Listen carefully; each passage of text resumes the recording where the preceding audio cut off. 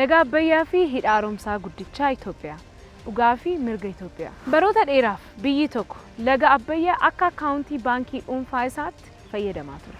Haa ta'u malee haala kana jijjiiruuf Itoophiyaan hidha guddichaa ijaarte. Bishaan laga Abbayyaa keessa dhibbeentaan 85 kan burqu Itoophiyaa keessaa yommuu ta'u dhaloota hedduudhaaf Itoophiyaan bishaan kanarraa faayidaa homaayyuu argataa hin turre. Akkaataa seera idilee addunyaatiin Itoophiyaan bishaan mataa ishee fayyadamuuf eeyyama Ijiptii ishee hin barbaachisu. Waliigalteen bara 2015 biyyootan sadii mallatteeffames Ijiptiin mirga sagalee ofii ishee qofaadhaan murteessuu hambiseera.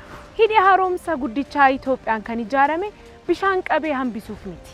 Bishaanichis maashina yookaan tarbaayinii sochoosuudhaan humna ibsaa erga maddisiisee booda coba tokkoyyuu otoo hin hir'isiin gara yaa'aa isaatti deebisa. Ijaarsi hidha kana Ijiptii miidhuuf osoo hin taane maatiiwwan Itoophiyaa miiliyoonaan lakkaawamanii fi guutuu baha Afrikaaf humna ibsaa qulqulluu dhiyeessuudha. Lagni Abbayyaan kun kan biyya tokko miti.